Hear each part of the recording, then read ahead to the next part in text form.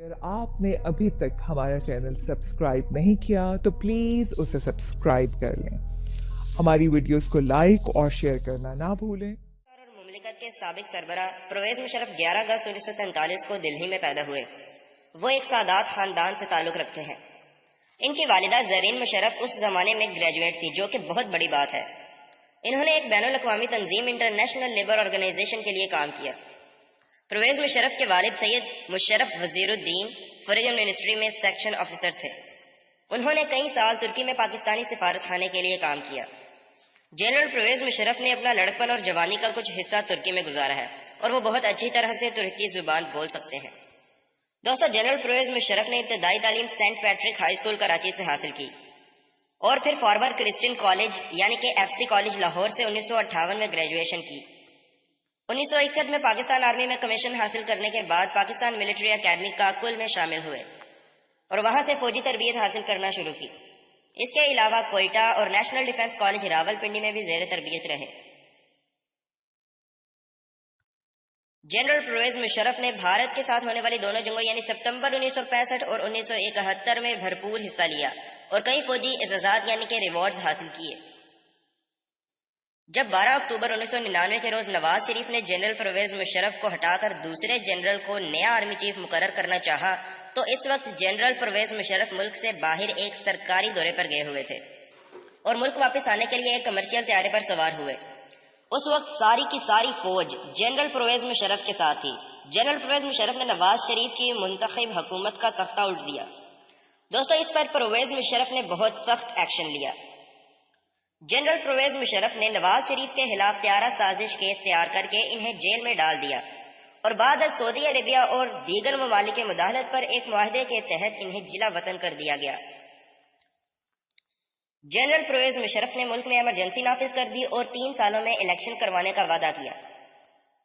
ان کے اقتدار سنبھالنے کے کچھ عرصے بعد جبکہ امریکن پریزیڈنٹ بل کلنٹن نے بھارت کا دورہ کیا، بھارت کے دورے کے ساتھ ساتھ انہوں نے کچھ گھنٹے پاکستان میں بھی گزارے. اس دوران انہوں نے جنرل پرویز مشرف کی حکومت کو تنقید کا نشانہ بنایا.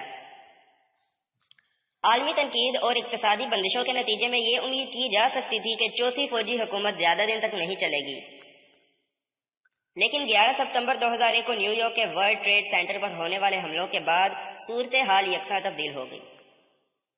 اس حادثے سے پہلے 20 مئی 2000 میں سپریم کورٹ آف پاکستان نے جنرل پرویز مشرف کو حکم دیا کہ وہ اکتوبر 2002 تک جنرل الیکشنز کروائیں.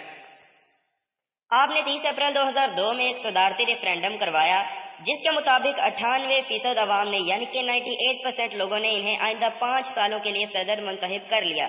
البتہ اس ریفرینڈم کو سیاسی جماعتوں کی اکثریت نے مسترد کر دیا اور اس کا بائیکاٹ کیا.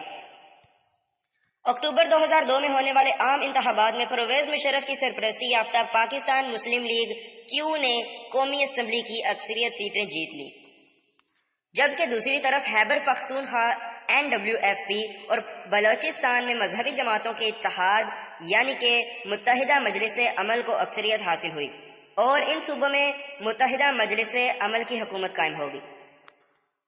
اب دسمبر 2003 میں جنرل پرویز مشرف نے متحدہ مجلس عمل کے ساتھ معاہدہ کیا کہ وہ 2004 دسمبر تک فوجی عہدہ چھوڑ دیں گے اور کہا یہ جاتا ہے کہ آپ اس وعدے سے پھر گئے.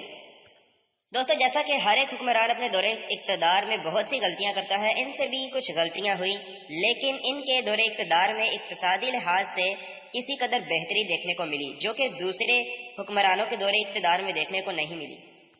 دوستو، جنرل پرویز مشرف ایک بہادر سپاہی اور شیر دل لیڈر تھے. دوستو، جنرل پرویز مشرف اپنی قابلیت کی وجہ سے بہت مشہور تھے اور یہ آج بھی پوری دنیا میں اپنی قابلیت کی وجہ سے بہت مشہور ہیں. دوستو، آج کی اس ویڈیو میں میں نے آپ کو پاکستان کے بہادر سپاہی شیر دل لیڈر جنرل پرویز مشرف کی بایوگرافی، ڈاکومنٹری اور ہسٹری سے ریلیٹڈ انٹرسٹنگ انفارمیشن پرووائڈ کی.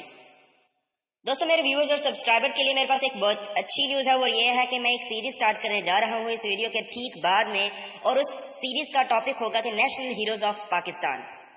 جیسا کہ قائد اعظم محمد علی جناح، قائد ملت لیاقت علی خان، میجر عزیز بھٹی شہید، علامہ محمد اقبال، جنرل رحیل شریف، ڈاکٹر عبد القدیر خان، راشد منہاس، میجر شبیر شریف شہید، ملالہ یوسف، ٹیپو سلطان اور اس کے علاوہ اور بہت زیادہ معزز شخصیت جنہوں نے پاکستان بنانے میں اور پاکستان کے بعد بننے میں ایک اہم رول پلے کیا ہے، میں ان کے بارے میں ان کی ہسٹری کے ریلیٹڈ بایوگرافیز، ڈاکومنٹریز بنانے جا رہا ہوں، اور یہ سیریز 15 سے 20 لوگوں کی ڈاکومنٹریز، بایوگرافیز اور ان کی ہسٹری کے ریلیٹڈ ہوگی۔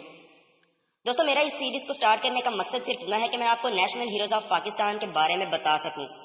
دوستو اگر آج کے اس پاکستانی بچے سے کہا جائے کہ وہ بالی ووڈ، ہالی ووڈ کے ہیروز کے بارے کے نام بتائے تو وہ آسانی سے بتا دے گا، لیکن جب اس سے پوچھا جائے کہ وہ پاکستان کے نیشنل ہیروز کے بارے میں نام بتائے تو اس سے یہ نام نہیں آئیں گے، کیونکہ وہ ان ہیروز کے بارے میں جانتا ہے۔ دوستو میرا مشن یہی ہے کہ میں آپ کو پاکستان کے نیشنل ہیروز کے بارے میں ان کی ہسٹری پر ڈاکومنٹریز اور بایوگرافیز بنا کر ان کے بارے میں بتاؤں، تاکہ ہم اپنے قومی ہیروز کے بارے میں جان سکیں کہ ہمارے قومی ہیروز ہیں کون۔